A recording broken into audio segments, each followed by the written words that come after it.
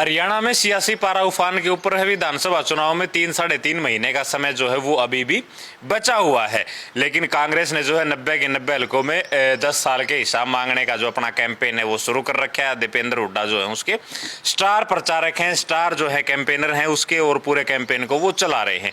एक दिन में 2-2 हलके जो हैं इस गर्मी में भी वो कवर करते जो है वो नजर आ रहे हैं। आज की अगर बात करें तो आज सुबह वो बड़ौदा हलके में थे और शाम को जो है अस्सी हलके में जो है वो बीजेपी के 10 साल का हिसाब मांगने का काम जो है वो करेंगे। इसके अलावा बीजेपी जो है वो अपने उनके प्रभारी जो है 2 दिन के रोहतक प्रवास के ऊपर आ रहे हैं, वो यहाँ अपनी रणनीतियां तैयार करेंगी, टिकट देनी है, किस तरीके से चुनावी मैनेजमेंट के ऊपर काम करेंगे। लेकिन 10 साल का जो हिसाब किताब है ना, उसकी जानकारी हमारे पास ये है कि भाई अंदर जो ये ऑफिस है, इस ऑफिस में इनके 10 साल के हिसाब किताब की जो फाइलें हैं वो सारी चीजें, उसमें बीच में दुष्यंत का नाम भी आपको ऐड करेंगे। दुष्यंत का हिसाब भी जो है इनके पास है, तो अंदर बातचीत करते हैं और अंदर आपको हिसाब किताब की फाइलें जो है वो दिखाते हैं। और ये फिलहाल देखो आप, अच्छा ये कांग्रेस की फाइल, ये बीजेपी की फाइल, क्या चल रहा है भाई आनंद साहब, क्या चल रहा है? चश्मे चढ़ गए न्यू, चश्मे ना चढ़े। ये तो देखो गहरा गणा है साहब। अच्छा। चश्मे ना चढ़ रहे मेरे, ये लाइव ना हो साहब, दिखता ही नहीं। किसका हिसाब है यो भैया अपने सामने देख लो, यो के लिख रखा है, देखियो एक बार। इस बड़ के है, इस बड़ तो कांग्रेस या बीजेपी। यो जो छोटा रजिस्टर दादा ने भेज रखा है। दादा बोले तो वो दादा आप समझ लो, एक का दादा है हरियाणा में, उसने भेज रखा है जेजेपी का भी। अच्छा, जेजेपी का हिसाब भी आ रहा है, छोटा है। अच्छा, यो भी था, फिर यो वहाँ पहले इन्हें देख लिया, फिर उसने देखेंगे। अच्छा, तो क्या हिसाब बना रखा है इनका, क्या हिसाब है इसमें, क्या भेज रहा है? समझ में ना आ रहा, बारीक गणा है दोनों आगा। अच्छा, ज्यादा बारीक है दोनों आगा ज्यादा बारीक है। ये पुथे धरे हैं, ये खोल नहीं बता, पहला लेजर खोल लिया था मैंने, इस समय समझ में ना आ रहा। अच्छा, ये जेजेपी का खुल रहा है फिलहाल तो? यार जेजेपी का ना खुल रहा है तो यो इनका दोनों में से एक का नू बताऊं को नहीं मैं किसका है। अच्छा, बताओ को नहीं, कई कलम चढ़ रही है, कई कलम चढ़ रही है, किधर रवाड़ी है, किधर गुड़गामा है रे भाई, किधर कुछ के इसी चीज लिख रहा है कि किधर एनसीआर का मामला है। अच्छा, तो सारा हिसाब यो हिसाब है, देखने लग रहा हूँ मैं, समझ में बाहर नहीं लिया इतने माप आगे तो आदेश। अच्छा, तो भाई जो हिसाब किताब की बात जो फिलहाल हरियाणा की राजनीति में चल रही है, 3-3.25 महीने बाद चुनाव है। नांदल साहब इस वक्त मेरे साथ है, इनके हिसाब किताब फाइलें वाइलें जो तैयार कर रहे हैं। एक दादा ने भी इनके पास रजिस्टर भेज रखा है, दादा को आप समझ गए होंगे, नारनौंद वाले दादा। तो नांदल साहब जी, एक तरफ कांग्रेस जो है वो 10 साल का हिसाब किताब मांगने के लिए हरियाणा भर में कैंपेन कर रही है और 2 विधानसभाओं को कवर कर रही है। दीपेंद्र हुड्डा जो है उनकी अगुवाई में सारी चीज़ें चल रही हैं, प्रदेश अध्यक्ष भी मौजूद होते हैं कई जगह, उन अलग अलग जगहों के एमपी जो हैं वो सारी चीज़ें संभाल रहे हैं। बीजेपी के जो हरियाणा के चुनाव पर बारी हैं, पूनिया साहब 2 दिन के रोहतक प्रवास पा रहे हैं, वो भी अपनी रणनीति तैयार कर रहे हैं। तो और दोनों जो है अपना हिसाब किताब लेने देने में लगे हुए हैं। 2 दिन पहले पूर्व मंत्री कृष्णमूर्ति हुड्डा साहब ने जो है हिसाब किताब दे दिया, तो क्या कुछ हिसाब किताब निकला? सारा आपके पास डाटा है, सारी फाइलें वाइलें आप इकट्ठा कर रहे हो? देखो मैंने तो समझ में नहीं आ रहा, ये भाई दोनों पार्टियां बराबर की फाइल हैं। अच्छा, क्योंकि भाई तकरीबन 10 साल तो बीजेपी ने होने हो गए और 10 साल कांग्रेस राज कर रही है। हालांकि कांग्रेस का राज तो इससे पहले भी रहा है, लंबा राज हरियाणा में कांग्रेस का भी रहा है, इन लोगों का भी रहा है, लेकिन ये पहली बार जो है हिसाब मांगा गया। अब बात हिसाब की आई तो देखो ये कितना शुरू करा, जिद को गूढ़े शुरू कर लिया। मन थोड़ा बहुत ही भाई एक पोथी खोली दिया। अच्छा। ये मैं जितना समझ में आया वो बता सकूं फिलहाल तो मैं उस खातिर दोबारा आना पड़ेगा अपनी। फिलहाल क्या समझ पहले मतलब फिलहाल यो दादा वाला हिसाब बता दे भाई, यो हिसाब बता दे पहले, यो क्या दादा वाला तो ये खोलिया था घना बारीक से, क्योंकि भाई मानस जो है वे टेढ़े थे। अच्छा, हाँ, और घना बारीक हिसाब है यो। तो ये मैंने एक पेज पलटा था ना, समझ में आया कि इसमें जींद की तरह वाड़ी अरे भाई कितना गुड़गामा कई चीज आ रही थी इसमें। अच्छा, तो ईब मोटी बात यह है कि भाई हिसाब मांगा कांग्रेस पार्टी ने, और कांग्रेस पार्टी ने हिसाब जो जनता के जुड़े और मुद्दे हैं उनको लेके हिसाब मांगा, जो मेरे समझ में आई है। भाई प्रॉपर्टी आईडी बिल्कुल जनता जुड़ा और मुद्दा था, जबरदस्त मुद्दा था। और मुद्दा क्यों जबरदस्त था कि मान लीजिए एक कॉलोनी में 100 घर हैं, तो 99 घरों की जो आईडी खराब थी, प्रॉपर्टी आईडी, किसी का साइज गलत था, किसी के फादर के नाम में गलत था, किसी की 4 फ्लोर दिखा रखे बना रहा अगला 1 फ्लोर है। तो इस तरह प्रॉपर्टी आईडी का मामला था। फिर उसके अलावा स्वास्थ्य की भी बात थी, बहुत बड़ी शिक्षा की बात थी, उसमें रोज़गार की बात बिठाई है, जो मेरी मैंने समझा है, देखा है कि जो रोज़गार लगे उसमें बाहर के लोगों के भी अपॉइंटमेंट हुई है हरियाणा में। तो इस तरह का सारा हिसाब मांगा गया है। और उधर से जो है, और कल अमित शाह भी आए थे वो भी न्यू कहे भाई मैं पाई पाई का हिसाब मैं लूँगा।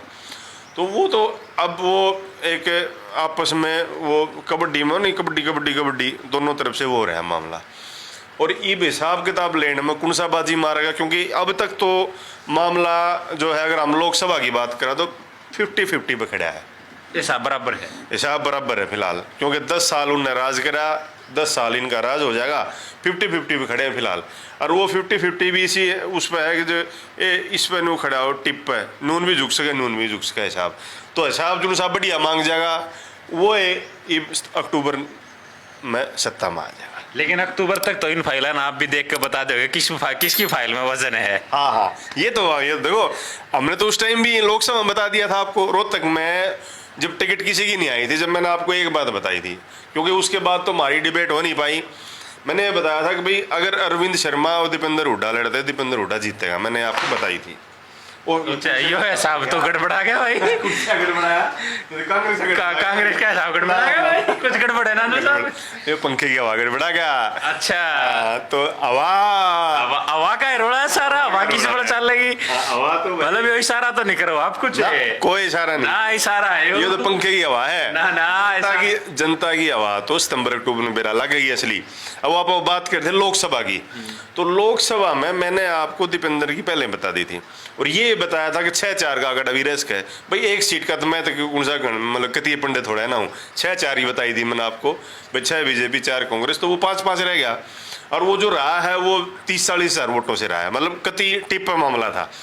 सेम बात फिलहाल आड़े खड़ी है, लेकिन अब यो इसमें और उस चुनाव में फ़र्क है थोड़ा सा। लोकसभा में केंद्र के मुद्दे भी थे भाई, केंद्र में कोई हो सके भाई अच्छे काम हो रहे हो, लोगों ने भाई मोदी के नाम पे ही वोट दिए थे, ऐसी कोई बात नहीं है। और यहाँ आ गया टोटली राज्य का मुद्दा, और कॉन्स्टिट्यूएंसी टू कॉन्स्टिट्यूएंसी डिपेंड करेगा, सीटों का खेल भी चलेगा, टिकट का खेल भी चलेगा। मान लो एक एरिया में मोहित गोयत की हवा बहुत बढ़िया है और मोहित गोयत की टिकट काट दे बीजेपी या कांग्रेस, आप कौन सी पार्टी में हो, आप चले जाओ दूसरी पार्टी में, अपनी सीट अलग पार्टी से काट लाओगे, ये भी चलेगा यहाँ। तो वो लोग जो इंडिपेंडेंट भी हैं और बढ़िया सिचुएशन में, या किसी पार्टी की टिकट पे टिकट नहीं मिलती बढ़िया कैंडिडेट को, दूसरी पार्टी से ले आओ, तो ये माहौल इधर से उधर हो सके है। जैसे हम उदाहरण लेना हिसार का, लोग कम है तो कुछ है, लेकिन मैं ये बात कहूँ अगर हिसार से कुलदीप बिश्नोई लड़ता तो एक सीट और बीजेपी की आ जाती। या एक उदाहरण और ले लें कि भाई मान लो किरण चौधरी लड़की को लड़ा देते तो हो सके जीत जाती, उदाहरण दिया मैंने वो इसमें वो मेरी कोई इंटरेस्ट नहीं, ना मैं किरण चौधरी ने जानता, ना मैं मतलब कुलदीप बिश्नोई ने जानता, तो ये बात है। तो ऐसा जानते आप कोई को, लेकिन फाइल दोनों आगे इधर रहे हो आप आड़े। फाइल तो भाई आ गई, फाइल आके वे ना लगा, फाइल ही 2 मिनट बाद और किसी और पार्टी की भी आ सके, इन लोगों की तरह आज रहा है उसकी भी आ जा भाई। हिसाब तो चलो, हालांकि फिलहाल तो बीजेपी तो मांगा जा रहा है, लेकिन बीजेपी की पार्टनर थी जेजेपी, छोटी पार्टनर, तो छोटा हिसाब। अच्छा, छोटा हिसाब, पूरा हिसाब है, रिकॉर्ड ऑन, सारी चीजें ऑन रिकॉर्ड है। इतनी मोटी फाइल दी देख उन्होंने, इनमें कागज ही बहुत गणे हैं। हाँ। कोई सी बात ना, तो ये बात हिसाब की है। तो ये एक वैसे तो एक राजनीतिक मामला है और हिसाब मांगने की बात है। बीजेपी भी अब इन बातों पे आ गई है, हिसाब देने वाले पाई का हिसाब दें कह के। और फिर दीपेंद्र ने कही अगले दिन कल कही है, यो हरियाणा है प्रधान है ना, तो ये चल लगा मामला, सारे जुमले सारी बातें सारी कहावतें सब निकल कर आऊँगी। और जब कोई कहा ना इलेक्शन लड़ लो 7 पुश्त बाहर आ जा रहे हैं लकड़ के, तो वो मामला चल रहा है। तो आज के दिन माहौल बिल्कुल गर्मा गर्मी का टाइट माहौल, और आगे और बढ़ेगा। अब हिसाब मांगने की बात है, इसके बाद उससे कुछ और मुद्दे पे बीजेपी अपना फार्मूला काट लिया, क्योंकि बीजेपी है मीटिंग एक्सपर्ट है, मीटिंग होगी आज उड़े मीटिंग, और ये कांग्रेस कर रही है रैलियाँ, दोनों में फ़र्क है। और दोनों की अपनी अपनी नीति है, क्योंकि राजनीति में नीति होती है, और लोग तो भाई वो एक डायलॉग भी है जिसमें कोई नीति नहीं हुई राजनीति होती है। बात यह भी ठीक है, क्यों ठीक है कि आपने एक नीति बना दी और वह नीति आपके ऊपर बड़ी फैल होगी तो कोई नीति नहीं, और दूसरे की वापस होगी।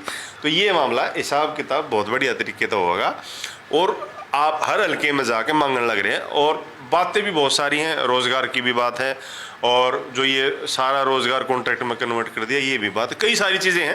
अच्छा, एक बात बताओ, दीपेंद्र घूम रहे हैं लोगों के बीच में और हजारों लोगों को लेके जो है लगातार वो हिसाब मांगते घूम रहे हैं, लगता है उनको कुछ हिसाब किताब मिल पाएगा? क्योंकि बीजेपी का जो ये खंभा है ये बड़ा ऊंचा है। हिसाब का यहाँ मकसद ये है दीपेंद्र का कि वो दीपेंद्र हुड्डा जनता के मुद्दे लेके जनता के बीच आने लग रहा है। भाई गामा में देखो फसल का मुद्दा है, बिजली का मुद्दा है, पानी का मुद्दा है, किसान का मुद्दा है, किसान आंदोलन 2.0 चल रहा है, वो सारे मुद्दे लेके आप जो है दीपेंद्र लोगों के बीच जाने लग रहा है। और वो मुद्दे लोगों को हट कर, जैसे रोहतक मान ले आप शहरी क्षेत्र की बात करो तो वहाँ प्रॉपर्टी आईडी का मामला था, सीवर ट्रीटमेंट की बात थी, और आपका जो है पानी की बात थी। अब पिछले दिनों जब लोकसभा चुनाव चल रहे थे, 1.5 महीना पानी की बड़ी किल्लत रही है। तो ये जो विधानसभा चुनाव है ना, ये लोगों के घर घर के मुद्दे होंगे इसमें। अब की बार तो एक हालात और बताता हूँ मैं। एक न्यू राजेंद्रा कॉलोनी है अपनी अनाज मंडी के पीछे। लोकसभा चुनाव में बीजेपी के लोग वोट मांगने भी नहीं गए। वो कह रहे हैं कि हमें 500 प्लस TDS का पानी जो है बिल भर के पी रहे हैं, वो पानी भी। और बोले हम वोट लेने के लिए कोई आए नहीं, बोले जी बीजेपी के लोग वोट मांगने ना आए। मतलब ये हालात रहे हैं। वो तो पानी तो जी मैंने आपको बताया पूरे रोहतक में खराब था उस टाइम, काला पानी आया करता। ये बारिश, अब बारिश आएगी ना, अब और वैसा खराब पानी आएगा। अब तो बारिश आई नहीं है, अब 1-2 दिन में उसका हमने हवन करना पड़ जाए बारिश के लिए, क्योंकि पूरा जो बरसात का मौसम जाने वाला है। और बारिश रोहतक में आई नहीं, चारों तरफ होली, झज्जर होली, गुड़गांव होली, दिल्ली होली, यहाँ बारिश नहीं आ रही। तो ये तो बारिश आओगी जब और ख़राब पानी आएगा। तो मैं ये कह रहा हूँ कि जो निगमों का काम है, निगमों का जो 6 निगम है और परिषदें हैं हरियाणा में, 6 निगम, तो मैंने इसलिए कहा कि निगम बड़े होते हैं, परिषदें छोटी होती हैं, और पालिकाएं हैं, उनमें काम ठीक नहीं हो रहा। सरकार चाहे कांग्रेस की थी, वहाँ भी गड़बड़े थी, यहाँ भी गड़बड़े हैं। उस दिन आप आए वीडियो करने लग रहे थे, बारिश का टाइम था, जब एक बारिश आई थी जो छोटी आधे घंटे, कितना कूड़ा था रोड पे, और शाम का टाइम था, वो सारा कूड़ा बारिश में बह के चल रहा था। तो वो सारी चीज़ें, वो सारे मुद्दे वो उठाए जाएंगे। और जनता ने भाई अब तो 50-50 का एक वर्जन दे दिया लोकसभा में, लेकिन विधानसभा में बीजेपी को भी उतनी ताकत लगानी पड़ेगी, कांग्रेस को भी उतनी ताकत लगानी पड़ेगी। आज हम ये नहीं मान रहे कि भाई 50-50 सीटों पे खड़ी हैं, तो आप ये भी मत कैलकुलेट करो, क्योंकि सेंटर के अंदर की बात थी वो, यहाँ स्टेट की बात है। यहाँ बहुत सारे लोग दुखी रहे हैं। सब शहरों में सबसे बड़ा मुद्दा प्रॉपर्टी आईडी का था, जो निगम के अंडर आती है, फिर पानी का मुद्दा था, फिर जो सीवर का मुद्दा था, शिक्षा का मुद्दा था। अब मैं एक उदाहरण देता हूँ आपको, महर्षि दयानंद यूनिवर्सिटी में जो कर्मचारियों की, शिक्षकों की तनख्वाह नहीं आई अब की बार, उनको आंदोलन करना पड़ रहा है। तो वो इस तरह की बहुत सारे मुद्दे, स्कूल हैं बहुत सारे, वो बंद कर दिए गए जो सरकारी स्कूल थे। बल्कि होना ये चाहिए था कि भाई कोई भी अच्छी चीज़ आप कहीं से भी ले सकते हो। भाई आप जो शिक्षा की बात है, वो दिल्ली से आप सीख के आते हैं, कैसे उन्होंने स्कूलों को ऑपरेट किया, पेरेंट टीचर मीटिंग है और चीज़ें हैं, वो आप शुरू करो नई चीज़ें। अब शिक्षा मंत्री आपने मेरा था सारी बताने की जरूरत नहीं, पिछली सरकार में जो था मतलब वो ढीला आदमी था, तो काम शिक्षा पे कुछ हो नहीं पाया। अच्छा एक बात बताओ, इसके अलावा ये दो होगी मुख्य पार्टी, एक विपक्षी पार्टी होगी, एक सत्तासीन पार्टी होगी, और ये गठबंधन की छोटी पार्टी होगी। ये हिसाब तो हो गया। अब हरियाणा में एक चर्चा और है, इनेलो का और बसपा का गठबंधन हुआ है। इसके अलावा कुंडू साहब की पार्टी है, गुरनाम चटोनी की पार्टी है, 1-2 पार्टी और मिलकर एक तीसरा मोर्चा खड़ा करने की तैयारी कर रहे हैं कि भाई हम तीसरा मोर्चा खड़ा करते हैं और हम तय करेंगे कि सरकार किसकी बनेगी। ऐसा कुछ विकल्प लग रहा है अभी हरियाणा में, या जनता का मूड है ऐसा कुछ की हो सकता है? ऐसा जी, तीसरे मोर्चे में कोई दम नहीं। दम वो आदमी बनाओगे, मान लीजिए मोहित चुनाव लड़ना चाहता है कांग्रेस से, बहुत बढ़िया कैंडिडेट है, लोगों का रुझान भी है, और कांग्रेस टिकट ना देवा है, और आप तीसरे मोर्चे टिकट लिया हो, आप बन गए, वो आपकी अपनी वोटें, तीसरे मोर्चे की वोटें नहीं है। जनता सीधा वर्जन देगी, क्लियर मेजोरिटी देगी, जिसको भी देगी। हंग असेंबली नहीं आएगी हरियाणा में, कदे किसी का नुबैम हो अगर भाई हंग असेंबली आ जाएगी, क्लियर वर्जन आएगा। लेकिन इशारा तो आप किसी और तरफ कर रहे हो। ये तो मन के आगे के दे दशाब धरे दोनों आगे यार, क्लियर वर्जन आओगा, जिसका भी आओगा कमाल है। हाँ, अच्छा जेजेपी के हिसाब में क्या निकला? जेजेपी के बाटे क्या आएगा? फाइल था इतने जेजेपी तो दिखा है को नहीं, घना गहरा हिसाब है ना भाई। तो विधानसभा में लोकसभा में हिसाब हो लिया, और विधानसभा में वो रास्ते हिसाब हो जाएगा। यहाँ हिसाब के दूसरा मतलब भी है। अच्छा काटा काटा कौन सी पार्टी का हिसाब होगा, अच्छा ये मतलब भी है यहाँ। और हिसाब तो क्या है, यो हिसाब होगा अगर भाई जब अक्टूबर में सितंबर में चुनाव होगा, जब कौन सी पार्टी का हिसाब होगा, अरे कौन सी पार्टी हिसाब मांगे थी, कौन सी पार्टी हिसाब देवती, आखिर में किसका हिसाब होया। अच्छा ये सारे हिसाब होंगे अक्टूबर में? हो गए हिसाब, ये तो 100% हिसाब होने हैं। अच्छा एक बात बताओ, जिस तरीके से दीपेंद्र लगातार जो है आक्रामकता के साथ मीडिया में आ रहे हैं, मुखर हो रहे हैं, और सत्ता के खिलाफ जो बोल रहे हैं, और लोगों का जो अजूम मतलब उनके उसमें दिख रहा है, बदलाव लगता है कुछ आएगा? क्योंकि बीजेपी वाले लगातार दावा कर रहे हैं कि भाई हम लोकसभा चुनाव में 44 सीटें हमने जीती हैं और 44 से 60 पे ले जाने का काम करेंगे हम। बदलाव तो आप ये देखो कि जब 10 की 10 सीटें भारतीय जनता पार्टी के पास थी, और आपने उस टाइम भी एक सवाल पूछा था, अब दीपेंद्र डोर टू डोर जाने लग रहा है, क्या उसको इसका फ़ायदा होगा? अरे मैंने जवाब दिया था कि फ़ायदा होगा, और वो हुआ। और अब वही उसी नीति पे दीपेंद्र फिर डोर टू डोर मान लो आप, इसने हर हल्के में जाने लग रहा है हिसाब मांगने के उससे। तो इसका भी दीपेंद्र को, कांग्रेस को, पूरी कांग्रेस को, उधर से शैलजा भी शुरू करेगी। अभी एक प्रोग्राम कुछ हल्कों में आई थी खबर कि वो भी शहरी इलाकों में, हाँ कुछ हल्कों में वो अपना प्रोग्राम शुरू करेगी। वो भी इसी तरह का होगा, हिसाब मांगने जैसा, कोई और मतलब किसी और बैनर लगा के, और अपना है तो कांग्रेस का ही, लेकिन वो अपने किसी और मुद्दे पे या किसी और जुमले पे, किसी और कहानी पे अपना शुरू करेगी वो भी। तो ये लोगों के बीच जाने का फ़ायदा मिलता है। अब मैं ये बताया ना 2 मिनट पहले कि भारतीय जनता पार्टी की अपनी अलग नीतियाँ, इन लोगों की अलग हैं, थर्ड फ्रंट है, सब अपनी अपनी चालें चल रहे हैं। लेकिन जो हिसाब किसका होगा वो तो अक्टूबर में मेरा लगेगा। लेकिन जब नज़दीक से आप बात करें फिर बता देंगे हिसाब किसका होना है। चलो, तो हिसाब किताब की बातें चल रही थी, हिसाब किताब की फाइलें रखी हैं, जेजेपी हो, कांग्रेस हो, बीजेपी हो, सबकी फाइलें इनके पास हैं, हिसाब किताब में लगातार बिजी हैं। और थोड़ी बारीक फाइल है तो उसमें थोड़ा चश्मा लगा के जो है ये देख लें नानल साहब। और जैसे जैसे समय नज़दीक आता जाएगा तो हिसाब किताब की एक एक अपडेट जो है वो आप लोगों को लगातार मिलती रहेगी। नानल साहब, कोई भी हिसाब किताब नया आए तो हमें सूचना जरूर देना पहले। जरूर जरूर पक्का, ताकि दर्शकों तक वो जानकारी वैसे तो आपने बता दूं, हिसाब तो इसलिए होगा अक्टूबर में। अच्छा, मतलब इतना ऑडिट करवा लोगे इनका सारा? हिसाब अक्टूबर में लेगा। अच्छा, तो फाइलों का बढ़िया हिसाब होगा, जनता के हिसाब से हिसाब होगा, क्योंकि जनता जनार्दन है, जनता सब जानती है। ठीक है, तो ये नानल साहब थे, इन्होंने अपने विचार रखे हैं। आप लोग इसके बारे में क्या सोचते हैं वो हमें कमेंट बॉक्स में जरूर लिखें। शुक्रिया, धन्यवाद, नमस्कार।